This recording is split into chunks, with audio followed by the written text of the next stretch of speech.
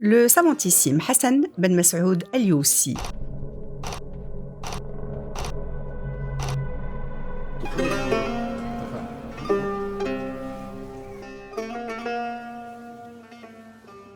Docteur en sciences religieuses, mystique, homme de lettres, voyageur, auteur d'une impressionnante production intellectuelle, c'est le savantissime Hassan Ben Masoud Al-Youssi, désigné comme le Razali de son époque.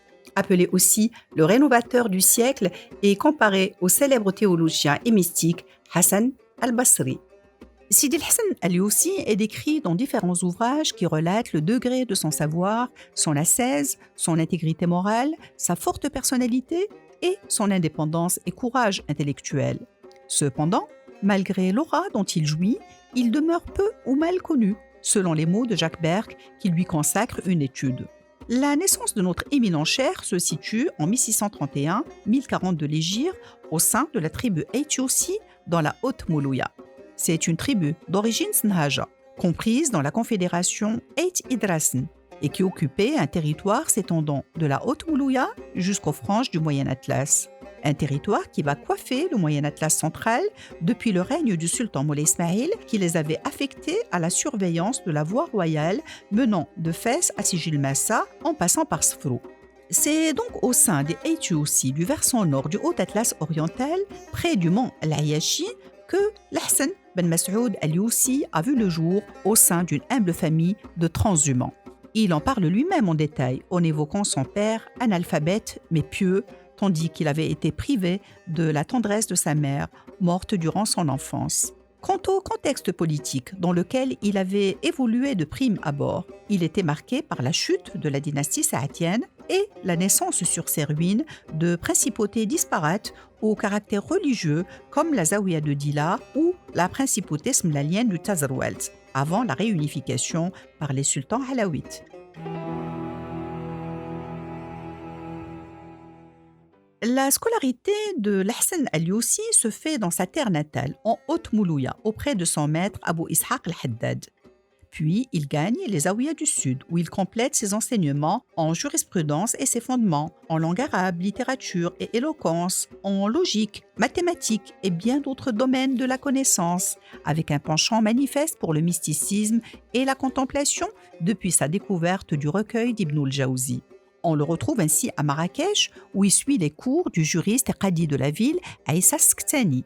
Ses pérégrinations le mènent aussi au sein des Regraga en pays Haha. Dans le Tazarwelt, fief des Smlala, il se rend à Ilir, à Tamanart, à Tiznit ou à Taroudant, où il a enseigné un moment. Alors qu'il est âgé de près de 20 ans, en 1650, c'est pas le guide à Tamgrout, dans la vallée du Dra. Là, il adopte pleinement la voie nasseria, en compagnie du cheikh Sidi Mohamed Ben Nasser Ad-Dar'i, maître de la Zawiya, à laquelle il reste solidement attaché. La même année, il est dans le Tafilelt, où il assure le rôle d'arbitre et de modérateur. Il se rend également à Doukala, auprès de Mohamed Ben Brahim Lhajtouki, puis à Demnat, en présence de Sidi Srer al-Minyar. Une étape décisive s'opère en 1653, quand Hassan al-Youssi arrive à la Zawiya de Dila, dans laquelle il demeure de longues années et parachève sa formation en délivrant lui-même ses enseignements. Parmi ses chers, Mohamed Ben Abou Bakr ad-Dila'i. Quant à ses disciples, on peut en citer, entre autres, à la Zawiya de Dila, Ali al-Akkari, et de manière générale, durant sa vie, un nombre incalculable de savants qui ont bénéficié de ses enseignements, de la stature d'Abu Salim al-Ayashi, Abu Abdullah ben Zakour, Mohamed ben Abdeslam ben Nani, Hassan ben Rahal al-Ma'dani, Mohamed ben Yaqub al-Wulali, Mohamed al-Arbi al-Qadiri. La liste est bien longue encore. En 1668, après la bataille de Batn ar-Rumman et la destruction de la Zawiya de Dila par le premier sultan alaouite Moulay Rachid, le cheikh Hassan al-Youssi est installé à Fès où il se voit proposer d'être moufti et qadi, ce à quoi il préfère l'enseignement. Il dispense alors ses cours à la prestigieuse Qarawiyyin où il connaît un succès fulgurant, à tel point que les étudiants affluaient de toutes parts, que des foules se pressaient à sa porte et que le sultan Moulay Rachid lui-même suivait ses conférences. Cheikh al-Youssi donnait également des cours à la Médersa Misbahia, juste en face de la Qarawiyyin.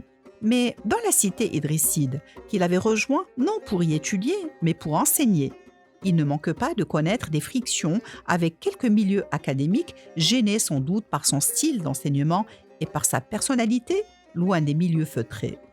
S'ajoute à cela une période de turbulence politique à Fès et de soulèvement dans la cité à la mort du sultan Moulay Rachid et la proclamation de son frère Moulay Ismaïl. Dans ce contexte de troubles et de sièges dans la ville, Al-Youssi la quitte en 1673. Attaché à la ruralité, il ne manque pas d'effectuer des pérégrinations dans les zaouïas du Rif, des Bni Zerwal et du Gharb. Loin du monde citadin et de ce qui s'ensuit, il s'installe à Khalfoun, sur Oued Oumarbia, dans la région actuelle de Khnefra, où il fonde une zaouïa. Mais au vu de ses succès, dans une région sensible, jadis fief de la zaouïa de Dila, il reçoit, en 1674, l'ordre du sultan Moulay Ismaïl de quitter les lieux à destination de Marrakech. Il s'installe dès lors au quartier Mouassine, fonde une filiale de la zaouïa Nasseria à Riad al-Arous et enseigne à la mosquée des Chourfa. Au terme de 5 années, il est autorisé à repartir à Khalfoun pour une courte période, avant de rejoindre la capitale Meknès, puis encore Marrakech, non sans sentiment de solitude et de nostalgie qu'il exprime dans ses muhadarat, où il évoque cette dispersion entre sa propriété à Khalfoun, ses livres à Meknès, ses attaches envers la zaouïa de Dila et ses contribules dans la Moulouya. Ses ennuis ne se terminent pas pour autant. Le voilà établi dans les ruines de la zaouïa de Dila en plein hiver de l'année 1684, exilé en ces lieux alors que le sultan était en pleine expédition dans les montagnes du Fazaz au Moyen Atlas. Al-Youssi y restera 3 ans avant de reprendre son bâton de pèlerin, notamment vers Sfro et Fès. En 1690, écrit Jacques Berck, sa situation au palais reste pourtant assez forte pour qu'il parte en pèlerinage avec Al-Mu'tasim, fils du sultan. Peu après son retour, Sidi Hassan Al-Youssi meurt, certains disent victime d'un assassinat dans sa tribu d'origine qui a été déplacée entre-temps de la Haute-Moulouya au Moyen Atlas. Il sera inhumé à Thamazast avant que sa dépouille ne soit déplacée 20 ans plus tard dans son mausolée actuel, toujours dans la région de Sfro, où sa renommée populaire a fait de lui un saint. Le cheikh Al-Hassan Al-Youssi a laissé une production monumentale, évaluée par le professeur Mohamed Haji à 47 ouvrages. En compte en tout des traités sur la littérature, l'exégèse, le soufisme, la jurisprudence, la poésie, au sujet de laquelle il avait proclamé « Si je le voulais, je ne m'exprimerais qu'en vers ». Parmi les plus connus de ses travaux, les Muhadarats, conférences d'Al-Youssi, sans oublier ses lettres qui ont été recueillies et vérifiées par Dr Fatima Khalil. Des lettres pédagogiques, réformatrices, critiques ou de circonstances comme celle de condoléances données en exemple pour son éloquence à la suite de la mort du cheikh Abdelkader El-Fassi. La plus marquante de ces épîtres reste celle caractérisée par son courage, envoyé au sultan Moulay Ismaïl, lui reprochant sa politique de démilitarisation des tribus, tout comme il en avait envoyé une en 1685, répondant au fait d'avoir quitté les milieux académiques urbains. Authentique dans son attachement rustique, Sidi Hassan Al-Youssi est riche de ses connaissances, non seulement livresques, mais aussi acquises au cours de ses voyages qui lui ont fait connaître la réalité du pays. Il a fait montre d'une profondeur de pensée qui lui a permis d'aborder les problématiques dans leurs différents aspects. Al-Youssi a hissé au haut degré le rôle des savants. Il a encouragé l'enseignement pour contrer les ravages de l'ignorance et du charlatanisme. À la culture mnémonique régnante du hifd chez ses contemporains, il a prouvé toutes ses compétences en matière d'analyse et de synthèse. Dans son ascétisme, Sidi Hassan Al-Youssi reste totalement impliqué dans les événements de son temps, privilégiant la voie de la raison, poussant à l'ijtihad, à l'esprit critique et au courage de ses opinions, quoi qu'il en coûte, car disait-il, en concluant ses leçons et ses conférences, Dieu est avant et après toute chose.